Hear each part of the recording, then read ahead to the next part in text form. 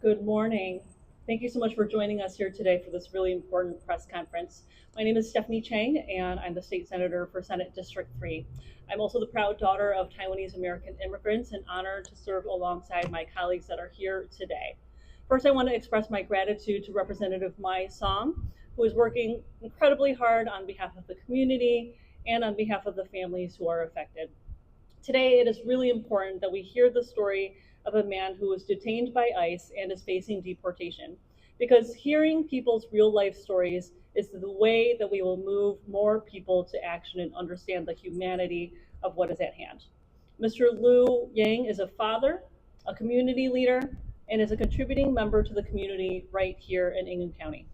He came to this country as a refugee in the aftermath of the Vietnam War, after the Hmong people served our country alongside the CIA in the secret war in Laos. ICE is failing in transparency. It shouldn't be this challenging for the family or for the public to know where a loved one is in the system, where they will be heading next, or what the timetable is for a potential flight to a country they haven't been to in many decades. Transparency is key for any function of government to work properly. And now that a privately run ICE detention facility is operating right here in Michigan, Michiganders deserve to know what kind of dignity is being provided to people inside. What kind of oversight is there? What kind of connection is being provided to family members? Today, we are asking anyone who was moved by the story of Liu Yang to call ICE at their Detroit field office at 313-771-6601 to urge them not to deport Mr. Yang or the other Michigan Hmong refugees who were detained. Mr. Yang and the other individuals deserve to stay in Michigan in our community. ICE should strictly focus their resources, our taxpayer dollars, on those who are truly a danger to the public. Instead, ICE is indiscriminately, carelessly detaining immigrants and refugees of all statuses, some off the street, some at courthouses, some outside schools, some at their check-in meetings, others from their workplaces. People following the process, following the directions given to them to meet with government officials, doing the right thing, are being targeted for removal, and that is not right.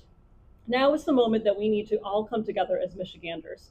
Immigrants and refugees from all racial and ethnic backgrounds are under attack under this Trump administration, and it'll take all of us to restore the rights and opportunities that our vulnerable community members deserve. Immigrants and refugees make Michigan a better place. Our automotive economy, our agricultural economy, our healthcare system, and many of our thriving small businesses would not be what they are without immigrants and refugees. But even more importantly, our neighborhoods, our cities, our towns do better with immigrants and refugees bringing their families, their talents, and their heritage to the vibrancy of our state. Let's keep immigrant and refugee families together. Once again, my colleagues and I urge those who are concerned about this situation to call ICE's Detroit field office and ask that Mr. Liu Yang and other Michigan Hmong refugees not be deported. Mr. Yang should be allowed to return to his family here in Michigan. And again, that phone number is 313-771-6601. I'm now going to hand it over to Senator Singh. Representative Devendorf.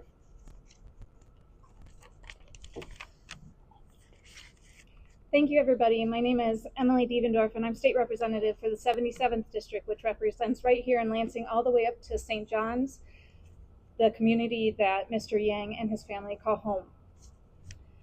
Today, we're gathered to address the unjust detention and potential deportation of Hmong refugees by ICE.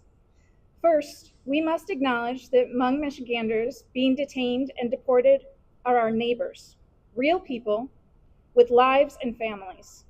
Immigrant and refugee Michiganders are not faceless, nameless numbers, and they are disappearing from the homes next door and the workplaces we share. They are being torn from their spouses and their children. And while some of these individuals have minor and even expunged criminal infractions, they are productive members of our communities who add tremendous value to Michigan and the lives of their families. And yet, They are facing the devastating prospect of being removed from the only home they have ever known. Unlike state legal systems, federal immigration law generally does not recognize state-level expungements for immigration purposes.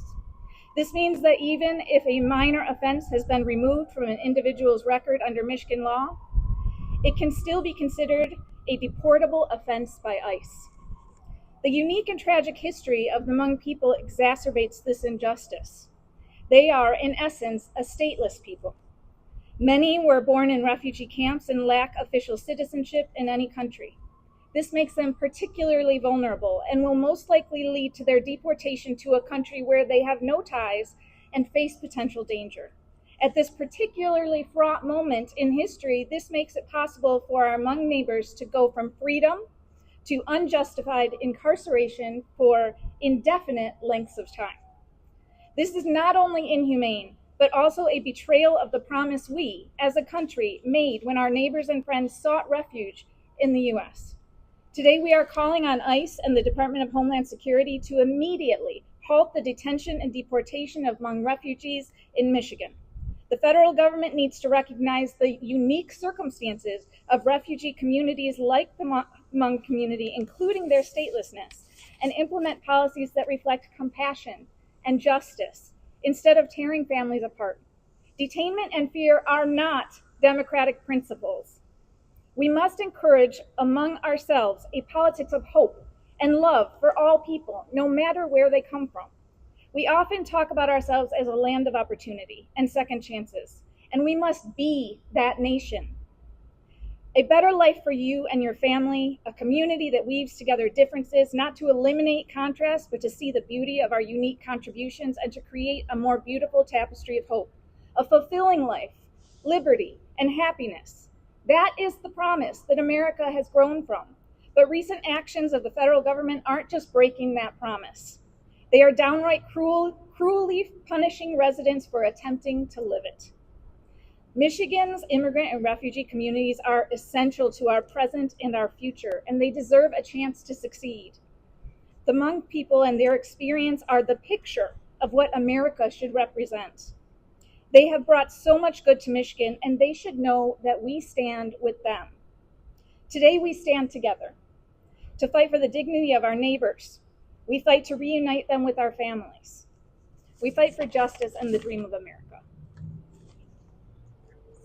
And next is Senator Singh. Thank you very much, Representative Devendorf. My name is Senator Sam Singh. I'm the state senator for the 28th district, which includes Clinton County and St. John's specifically. And I am proud to be here today to support Mr. Yang and his family because of the importance of our fabric of our community. When we take a look at immigrants and refugees, they are an integral part of the Michigan story. Myself, I am a son of Indian immigrants who came to this country in the 1960s. But as you've already heard, the Hmong community who's come here had a very different path. They had a path to this country because of their connection to the US during the Vietnam War. They've come to our community and our state because they were part of something that the United States and the Hmong community had worked on together. These families have come to our state and other states around us, and they have been an integral part of our economic development. They're part of our public schools. They go to our universities. And to watch what is happening now, where people can be taken and detained by ICE for an infraction that might have occurred 30 years ago, for something that might have already been expunged by the state of Michigan or by another state. Having those types of items held against somebody when they have done everything you've asked for a person here in our country.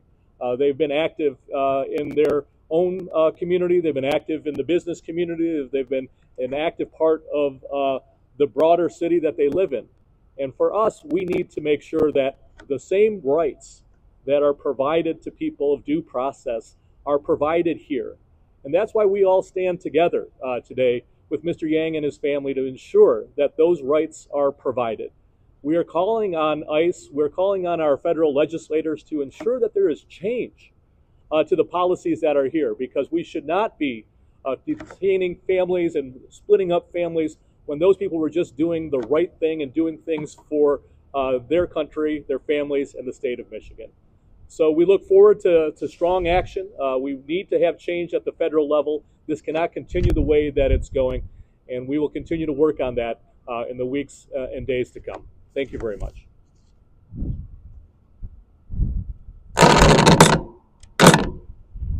Thank you, Senator Singh, Senator Chang, and Representative Devendorf for your leadership. Thank you to our Michigan Democrats and our staff. Hello, everyone. Thank you for joining us this morning. I'm State Representative MI Hmong. I represent the 13th House District, encompassing parts of Warren, Roseville, and St. Clair Shores in Macomb County. As the only elected official in Michigan who is both a surviving refugee and member of the Hmong community, I have a deep appreciation for the Michigan's tradition of creating opportunity for all who call it home. In Macomb County, 1 in 9 residents are foreign-born. Let me be very clear why we are here today. Because we are in an economic crisis. At its core, it is not an immigration issue. This is not a border security issue.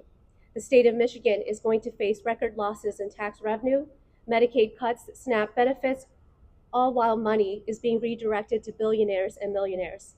$70 billion towards border security and immigration control because of a federal bill that was signed into law last month. Instead of our federal leaders focusing on policy changes to reform the immigration system, they are throwing billions of dollars into hiring more ICE officers while providing sign-on bonuses to snatch people. We are going to see more detainments, more deportations. If you are not upset, you should be. If our Congresspeople are not speaking up, they should. Not only because the wives, husbands, elderly parents, and their children deserve answers, but because teachers are severely underpaid, education is underfunded, our roads are crumbling, seniors and veterans are going to lose access to health care. There's going to be food taken away from them and kids losing school lunches, all because money is going towards kidnapping people at work, rounding them up when they willingly show up for interviews, coercing people. Liu Yang, who came to the US legally as an asylum seeker when he was less than 1 year old, was detained by ICE on July 15th while at work. He is an immensely valuable member of the Hmong community here in Michigan and a productive member of society in our state. According to family members, Mr. Yang is being held at the North Lake Processing Center in Baldwin. Approximately 6 Hmong refugees and 8 Laotians were transported to Baldwin, then taken to the Port Isabel Service Processing Center in Texas earlier this week. And as of this morning, they are in Alexandria, Louisiana.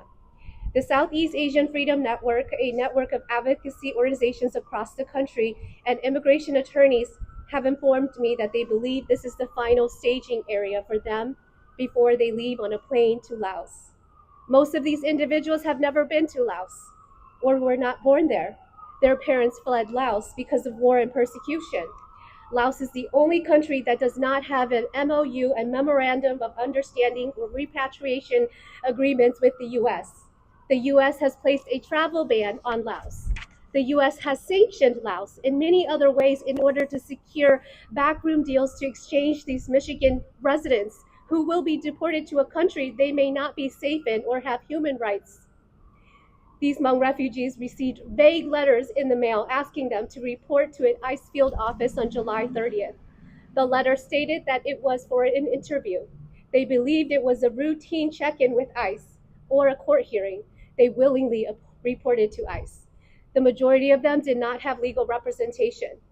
Detainments should never be hidden from the public eye.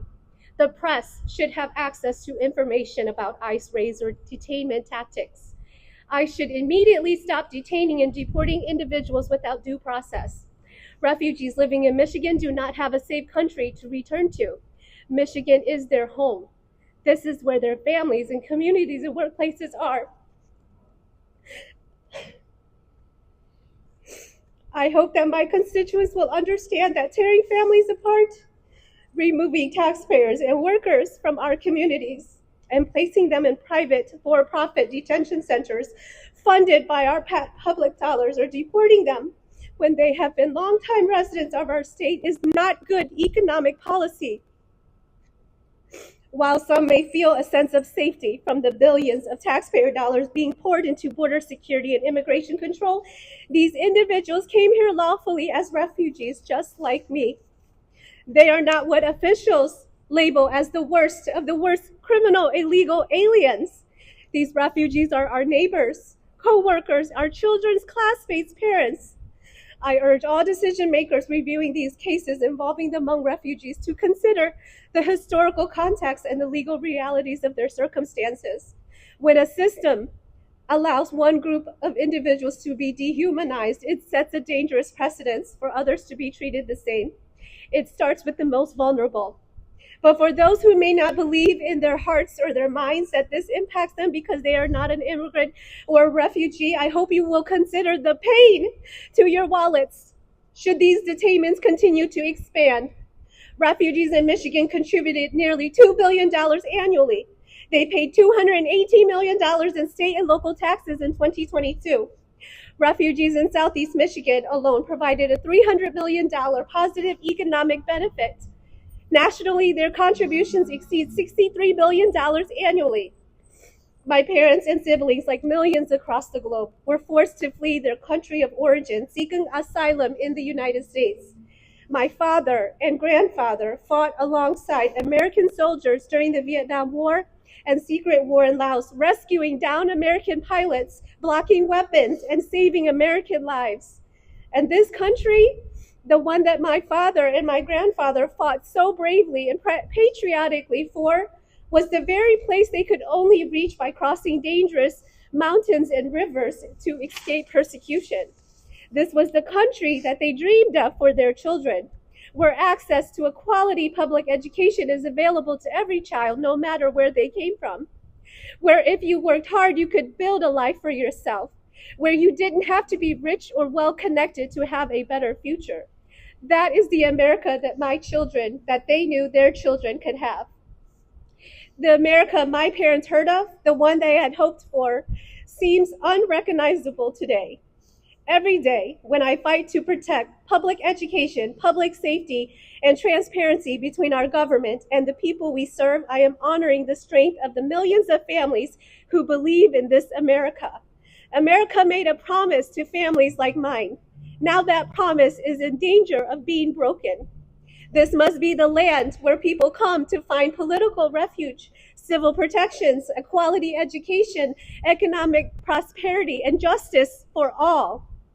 Everyone, regardless of immigration status, cultural background, or economic situation, deserves to feel safe and live with dignity.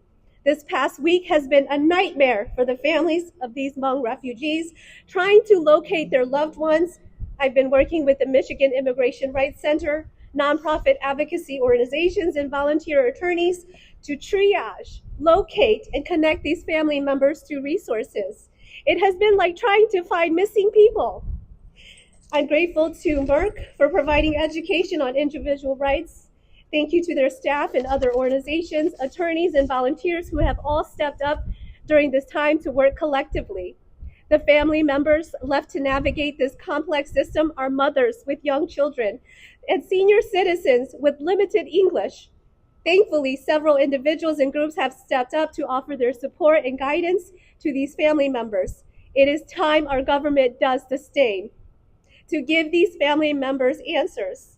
The responsibility does not lie solely on the individual to navigate a complex and evolving system. It lies with us to honor our commitments and to ensure that justice reflects not only the law, but also compassion, context, and truth. It is my hope that every Michigander will take the time to know their rights, including the following. You have the right to remain silent and answer no questions until you have a lawyer present. You have the right to demand a judicial warrant before letting ICE into your home. An ICE warrant does not give ICE the authority to enter your residence. You have a right under the First Amendment of the Constitution to record or take photos in public view of law enforcement and ICE so long as you do not interfere with an arrest. We are urging residents to take action by calling the ICE Detroit Field Office 313-771-6601. And with that, I would like to invite Ann Vu, who is the wife of Lu Ying, to come and share his story. Thank you.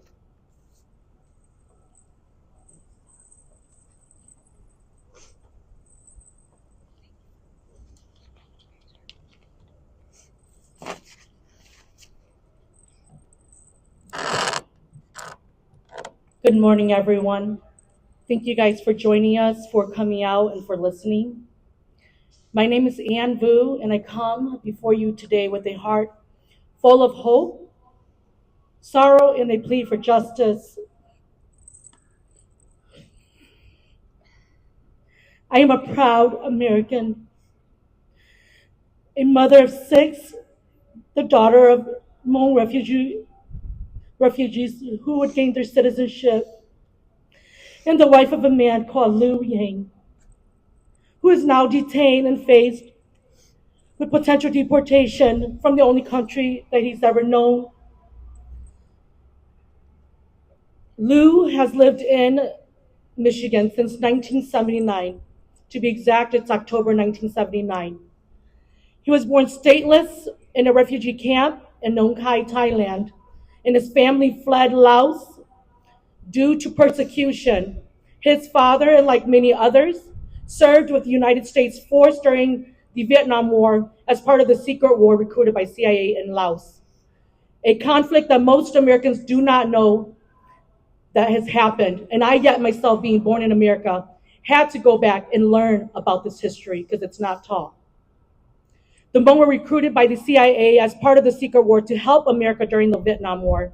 They saved the lives of countless Americans, guarded critical supply lines, and fought alongside our soldiers in the shadow, often giving away their own lives. But when the war ended and the US withdrew, we were, as the Hmongs, declared enemy of the state by the Lao Party, by the new Lao Party, the new communist regime.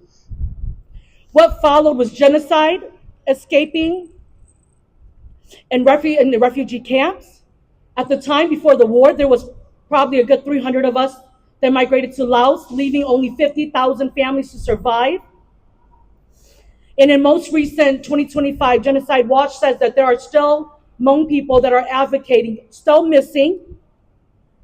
There is still highlights of dehumanization, polarization, and persecution by the state.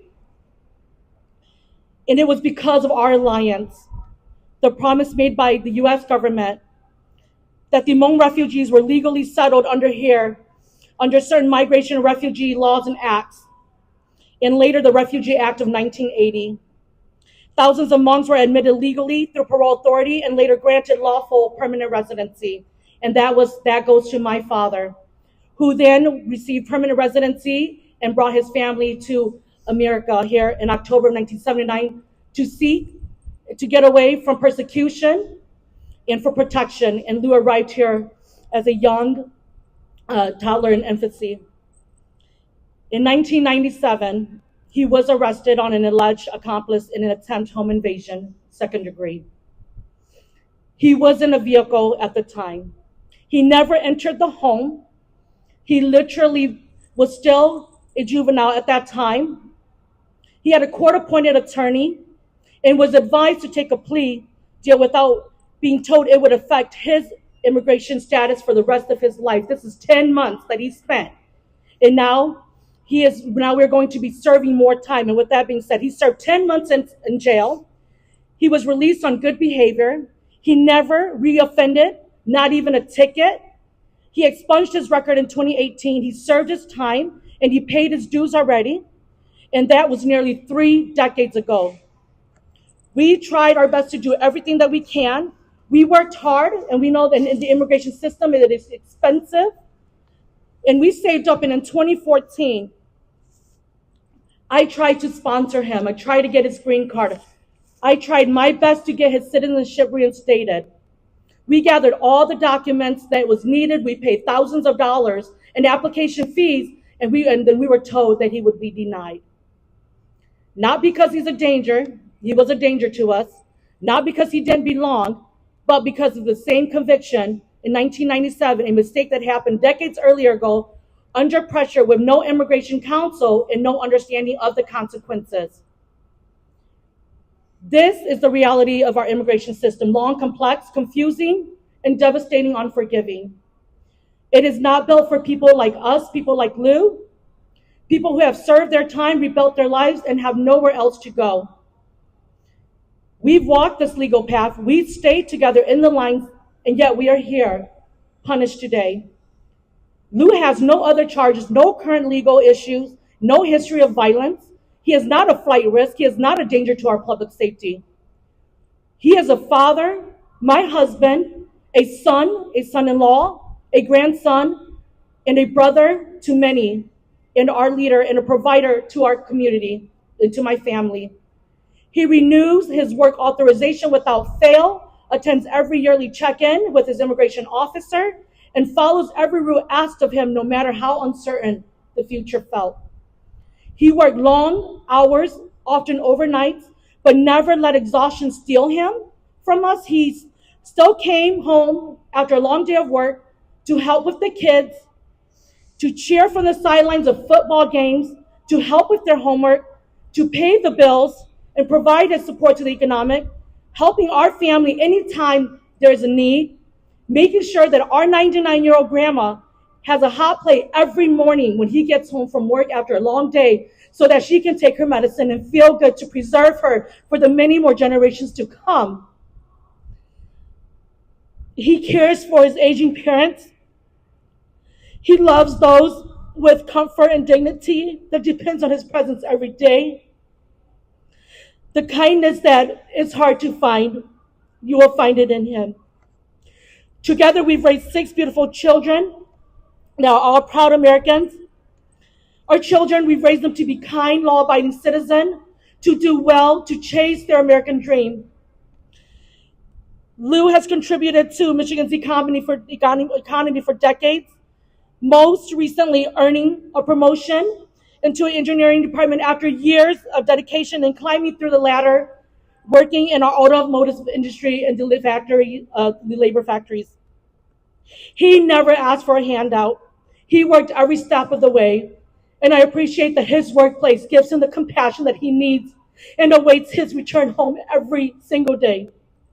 He is an amazing person. His co-workers who yet know what has happened calls every day to ask about Lou, who is a leader to them.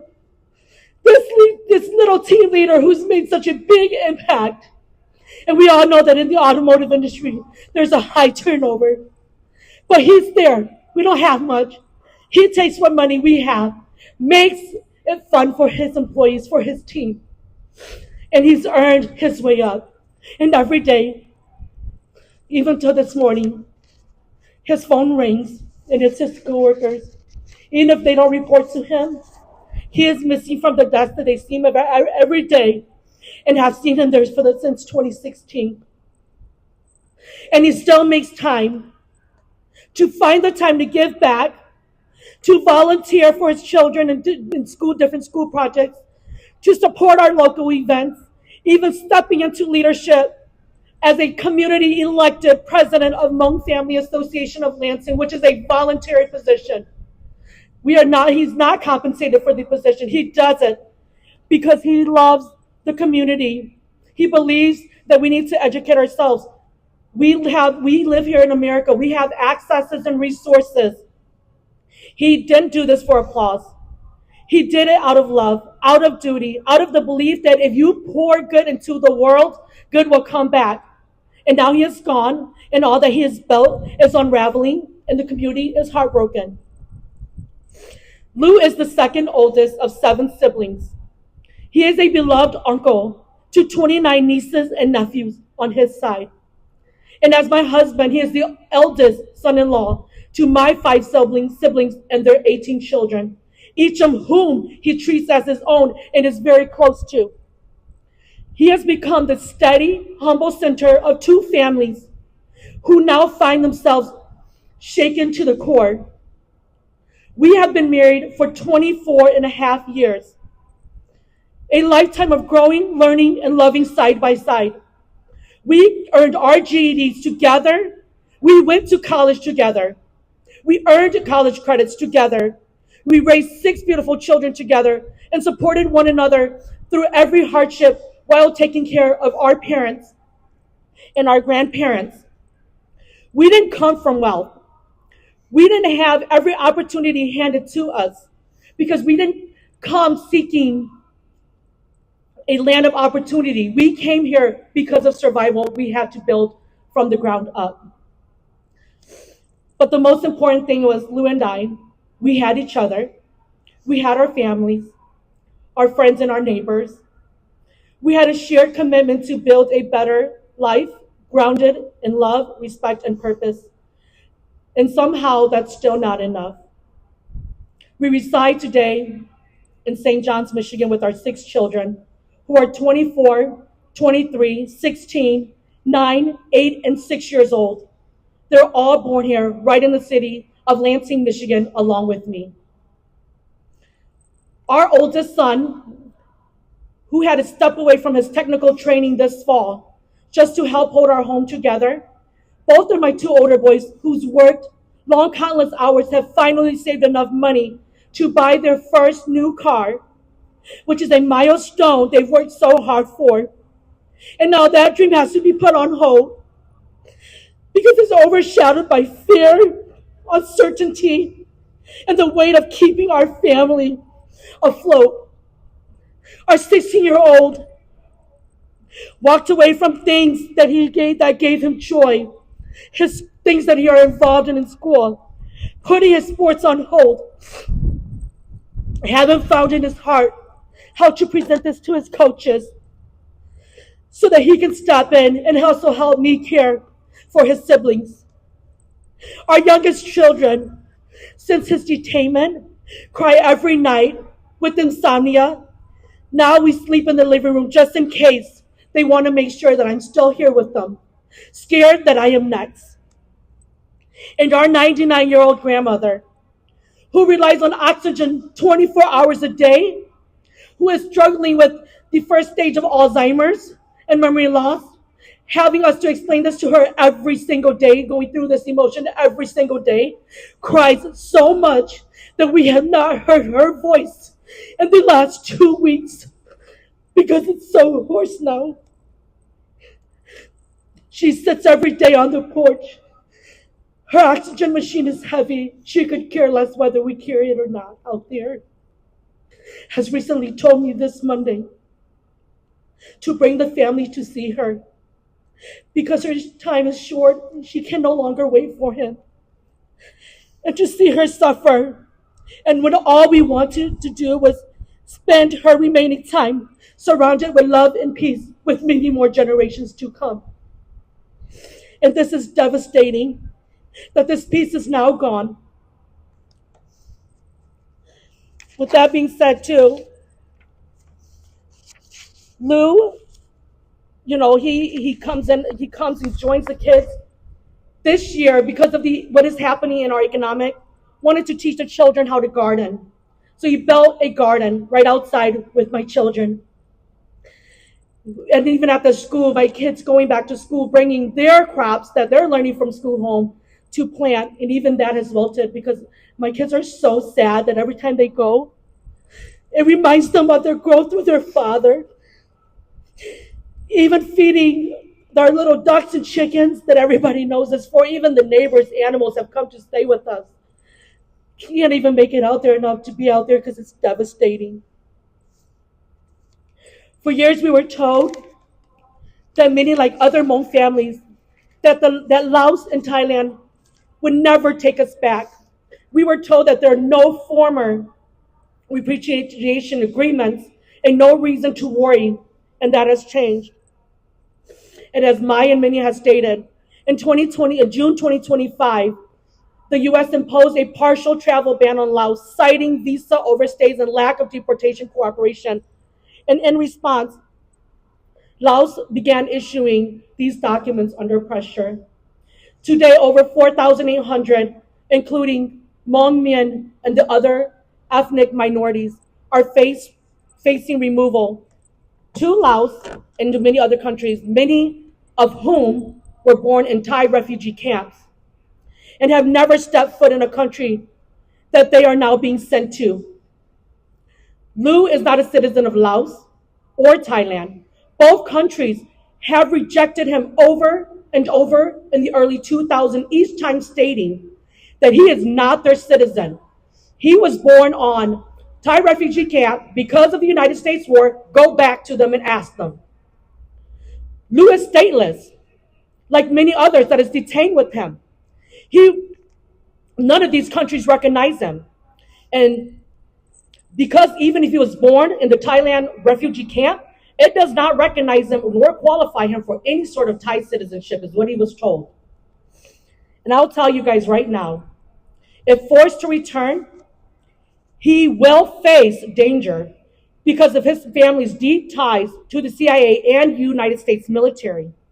His father, a former Hmong soldier recruited by CIA during the secret Laotian wars in Laos, risked his life on a mission, including the last one that nearly killed him because he had to save an American flight with a couple American pilots on it, where he was hit by dynamite and it was put back into a body, carried back by the Americans in a body bag to site and camp so that that the soldiers can mourn him to miraculously surviving.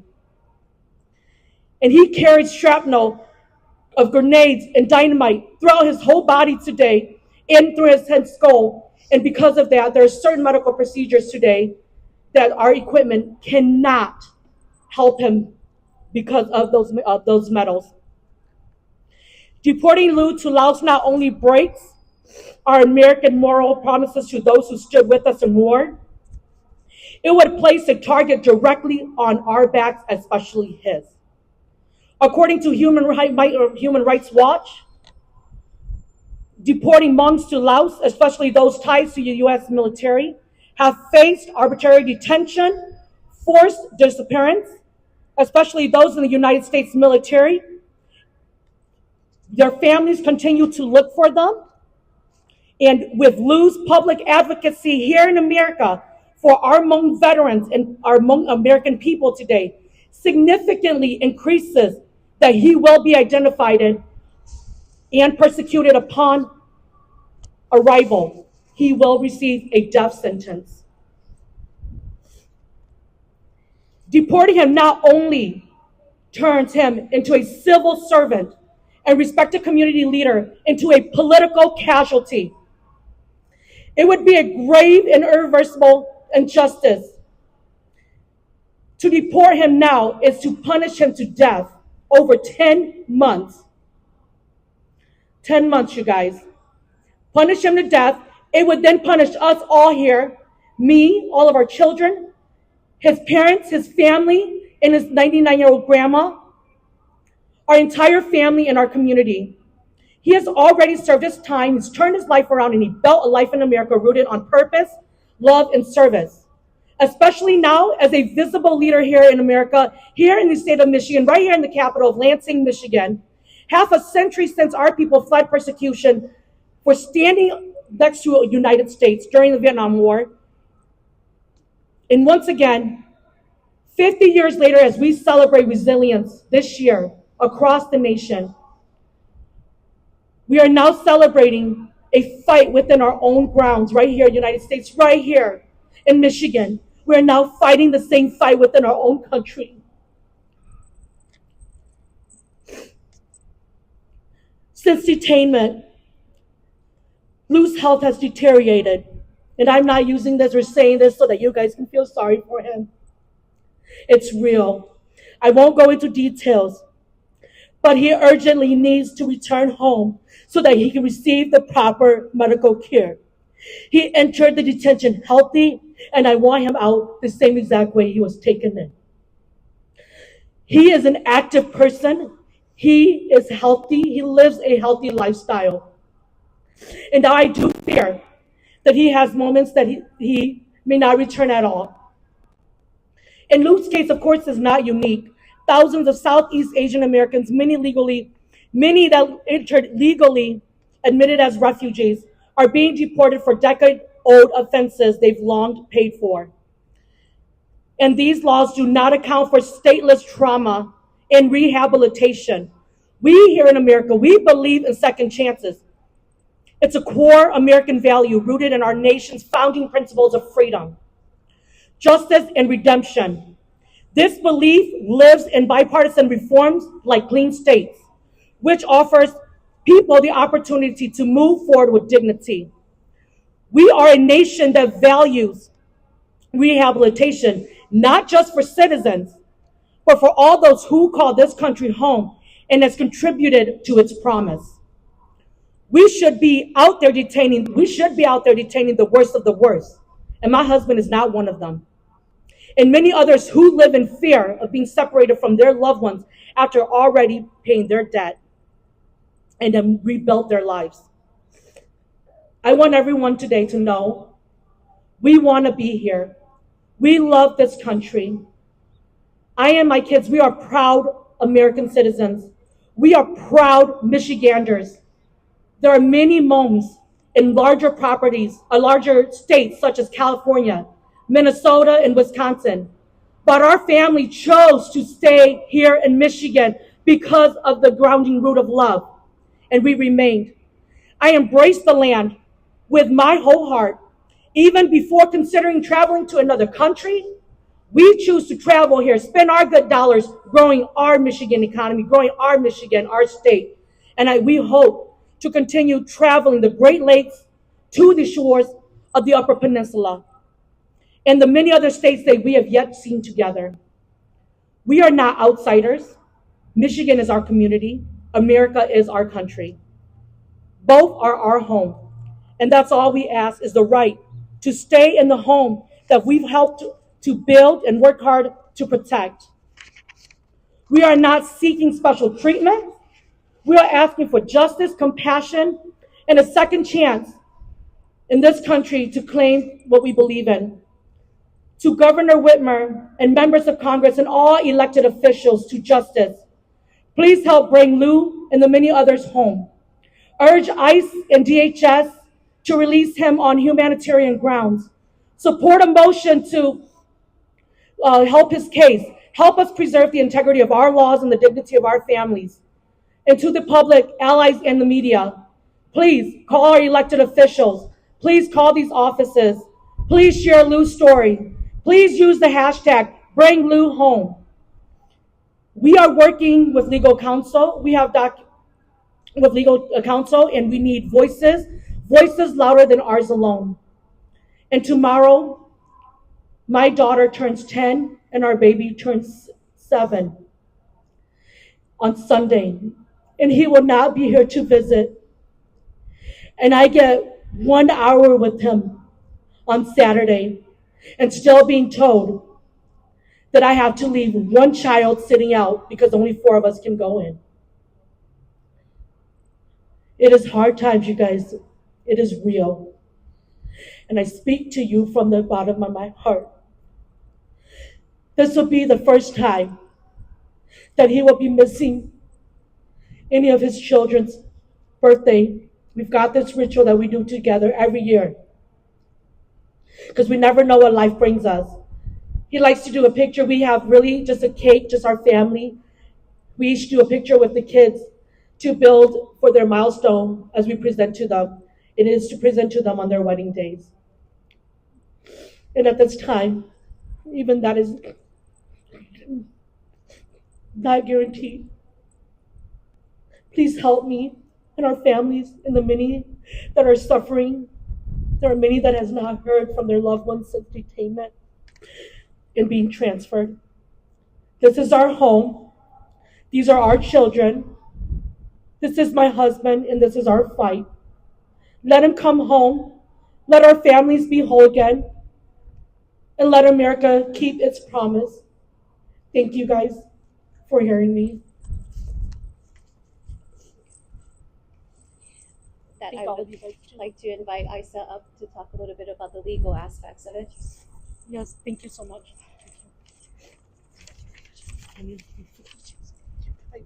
Hi everyone, my name is Isa Villarosa and I'm an attorney with the Asian Law Caucus. I'm a resident of Oakland County. I'm a Filipino-American and proud daughter of immigrants.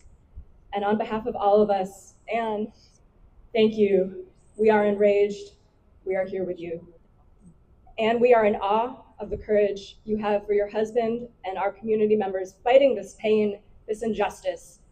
On behalf of the Asian Law Caucus, the country's first Asian American civil rights legal organization, and personally as a fellow Michigander, we are here with you and we are not going away.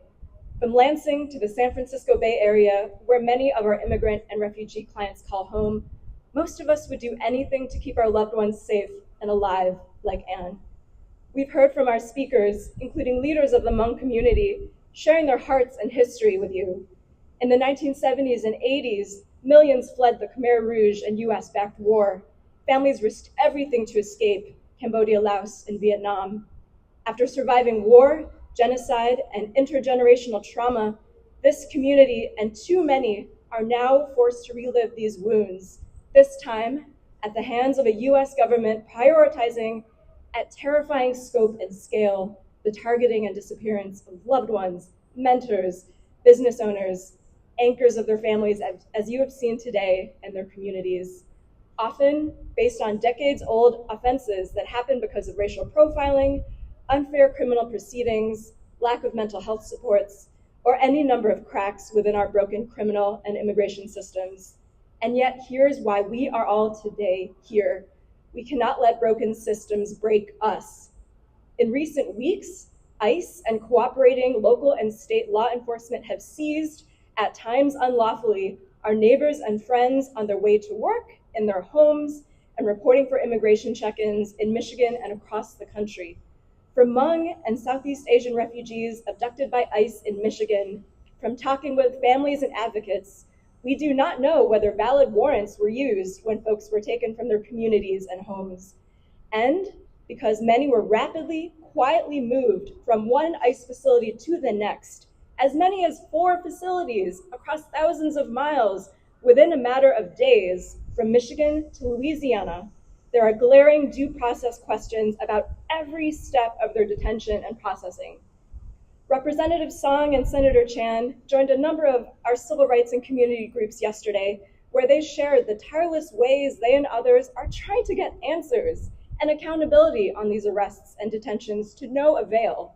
What does it say about our country if some of our most well-connected and engaged, our elected officials, are themselves blocked from basic knowledge and transparency from the federal government, including information on whether or not their constituents are safe, alive, still in this country?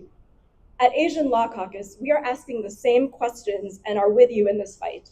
That is why recently we have filed several Freedom of Information Act requests directed at federal entities like ICE, DHS, and the State Department, demanding critical information on the documents, processes, and procedures that have supercharged deportations to Laos and Vietnam, and even countries like Bhutan, where we know that folks are immediately expelled from the country and thrown into statelessness with US knowledge. For the Hmong communities taken last week, without transparency or a shred of meaningful time for them or their families to find legal counsel, between their swift arrest, transport to Baldwin, Michigan, and then transport to Texas or Ohio, followed by Louisiana, a likely final staging area for deportation, they are very well facing removal to a third country, unheard of and not accepted as immigration policy before this administration, as we've seen before with Southeast Asian refugees deported to South Sudan and countries they have no ties to, unjustly denying them the opportunity to assert fear in court of removal to that country, as is required by the Immigration and Nationality Act. For Lu Yang and the several dozen Southeast Asian Michiganders facing removal to a country they've never known, for Midwest Bhutanese refugees like Mohan Karki, who, like many of the Hmong refugees fighting removal, face statelessness and deportation to a country of their family's persecution that will not accept them, for the tens of thousands across African, Latin, Asian, and Arab American communities grieving for lives stolen away by our American deportation nightmare, and the elected officials emboldening it, we cannot stand by in silence. In removing the opportunity for fair immigration proceedings, detaining both immigrants and citizens, and disappearing people without giving them a call to their lawyer, the Trump administration has made its priorities clear, abusing its power to attack all of us. None of us are safe when families are ripped apart. We call on state and local officials to stand firmly for due process. Now is the time for our leaders to do everything they can to protect us, including our immigrant and refugee neighbors.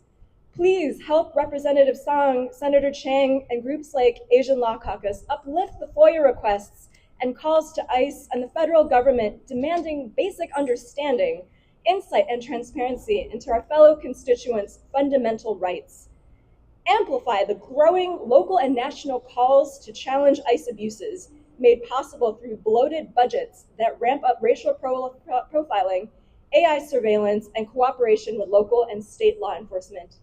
Michigan, friends, the time for action and solidarity is now, together in this urgent battle. Please join us. Please free Lou. Right, with that, we will take some questions.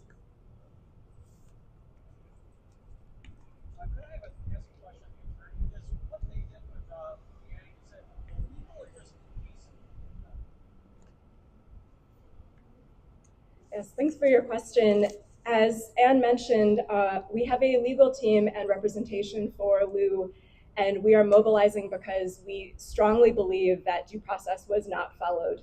From the arrest, as Anne described, to the quick deportation, there are serious considerations both from a due process perspective, but also from the Immigration and Nationality Act, which is still the rule of the land. So yes, we have serious doubts.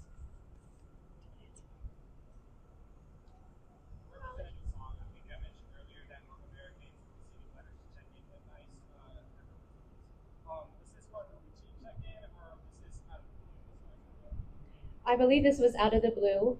A number of them did receive this letter about 2 to 3 weeks ago, and family members did provide me a copy of the letter.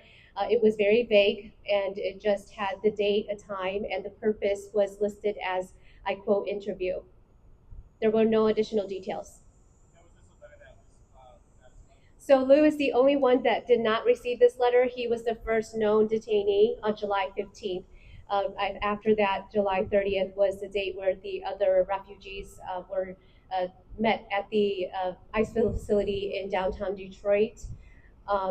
There were a number of them who did reach out to me the day before asking for letters of support through my office, and I didn't put two and two together until I spoke to Mr. Liu Yang's attorney, who had notified me that one of the potential detainees that day had called him asking him to attend with him at that interview.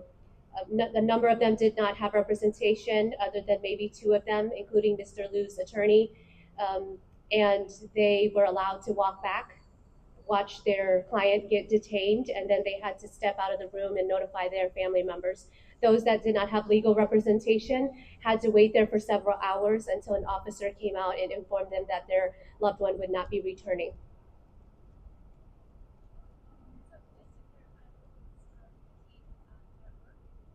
Lou was detained at work on July 15th, and he works at a manufacturing company here in Lansing.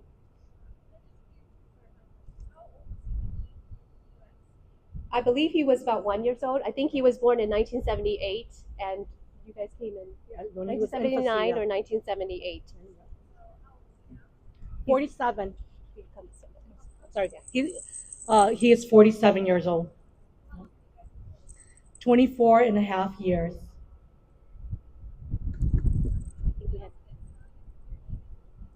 Yes.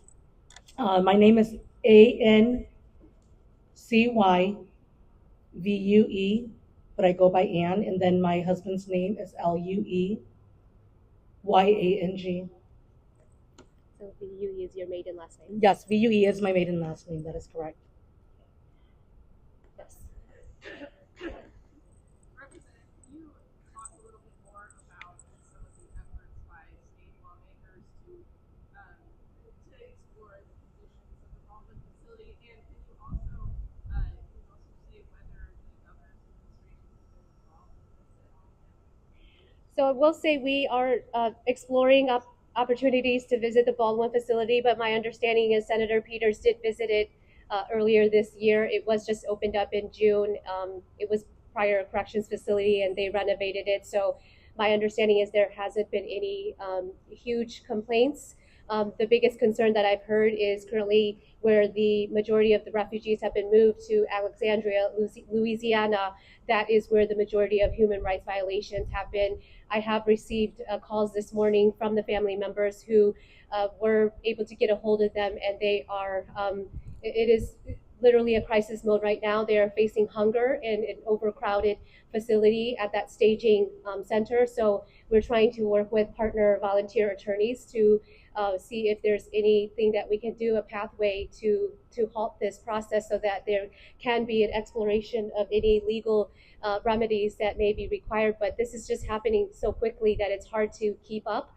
I'm grateful for the advocacy organizations that I've reached out to who are experiencing this around the country and that have a lot more experience. I certainly learned a lot this past week in navigating this process, and I know that Ann has written a letter to the governor to inform her and other electeds of the situation, but I can't speak for the governor. We have time for one more question if there is one. I'll just also add that we are working on a letter to ICE on behalf of a number of elected officials, and we'll be asking our colleagues to sign on in support on behalf of Liu Yang, as well as a number of other Hmong refugees in both Michigan and Ohio. And then the other thing that I would mention that I would encourage others to also do as well, I know a number of folks in the legislature and in the community have been doing Know Your Rights trainings, and that's something that we'll have to continue to do, but unfortunately, as was referenced, oftentimes people's rights are actually being violated regardless of what those rights are. As has already been stated and explained, we are working against the clock here. This process moves very fast when it really should not, when we should have that due process. There are routes for challenging this record being these convictions being on somebody's record, but they often take time. So they are asks that we can make of folks that are above our pay grade even. But another thing that I think is really important for us all to understand, regardless of what job we have in the community, but also as legislators, perhaps working on immigration policy to this extent has never been a part of our job description before. Perhaps we did not expect us to have these responsibilities or to need to be as involved in our communities. But we need to meet this moment, and that means maybe we need to rewrite our job descriptions as legislators and be in our communities, be forming those coalitions, be doing those knowing our rights trainings, but also be showing up for our neighbors and asking our neighbors to show up for our neighbors once we really understand those rights. It is more important than ever that we are boots on the ground along with everybody else that is willing to be allies to our immigrant and refugee neighbors.